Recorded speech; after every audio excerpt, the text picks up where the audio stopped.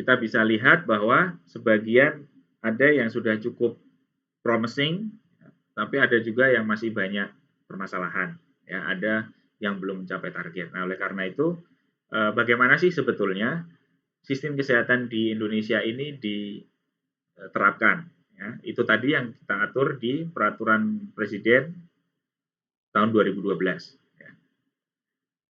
Apa itu SKN? Ya, ini sistem kesehatan yang berlaku di Indonesia. Itu adalah pengelolaan kesehatan yang diselenggarakan oleh semua komponen bangsa secara terpadu dan saling mendukung guna menjamin tercapainya derajat kesehatan masyarakat yang setinggi-tingginya. Apakah SKN itu baru di tahun 2012 saja dengan Perpres 72? Oh tidak, sebetulnya itu sudah dirumuskan sejak tahun 1982 ya. Dari 1982 kemudian diperbaiki di 2004, ya. Kemudian di 2009 dan yang terakhir di 2012. Ya, di 2012 dengan peraturan Presiden. Nah, apa saja yang nanti akan ada di dalam Perpres ini tentang SKN? Ada beberapa hal yang nanti kita akan lihat garis besarnya saja ya, tidak perlu terlalu detail. Nah, ini kenapa perlu SKN? Karena untuk mencapai tujuan nasional, ya, tujuan nasional itu kualitas SDM yang bagus, sehingga masyarakat produktif. Nah, ini berawal dari bahwa hal-hal untuk mencapai ini, maka ini harus diperbaiki. Nah, ini harus diperbaiki, maka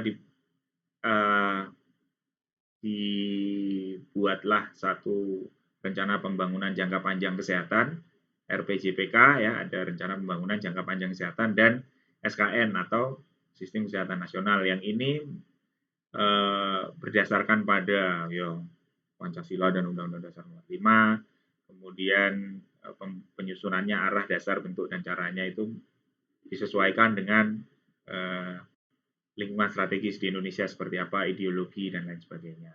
Ya, oleh karena itu dibentuklah satu sistem kesehatan nasional yang ada di sini.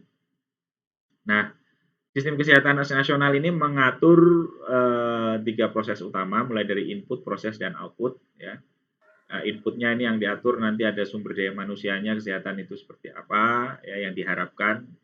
Kemudian untuk pengaturan farmasi, alat kesehatan, dan makanan seperti apa. Ini adalah subsistem-subsistemnya ya, diatur di SKN. Kemudian pembiayaan kesehatan seperti apa. Kemudian untuk prosesnya, bagaimana pemberdayaan masyarakat, itu diatur. Kemudian upaya kesehatannya yang diberikan juga apa saja, bagaimana caranya diatur. Kemudian manajemen informasi dan regulasinya outputnya adalah nanti tujuan sistem. Oke. Nah ini ada 1, 2, 3, 4, 5, 6, 7 subsistem di dalam SKN yang diatur di SKN. Yang pertama yang paling penting, ini upaya kesehatan. Ya. Kemudian nanti litbang atau penelitian dan pengembangan, kemudian pembiayaan, SDM, dan seterusnya kita bahas satu-satu. Upaya kesehatan. Upaya kesehatan itu bagaimana masyarakat itu nanti untuk dapat mengakses kesehatan, ya, itu harus diatur oleh negara. Nah, oleh karena itulah ada SKN ini mengatur tentang upaya kesehatan. Sebelumnya memang sangat kacau, artinya upaya kesehatan itu ada, ya.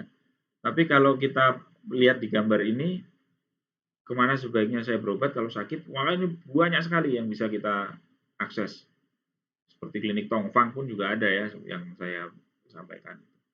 Nah, ada yang rumah sakit, ada puskesmas, ada dokter praktek, ada dokter spesialis praktek, ada klinik tradisional, ada macam-macam ya. Pelayanan kesehatan kan ada macam-macam. Dan ini sebetulnya ada pengaturannya nggak ada, ya ada.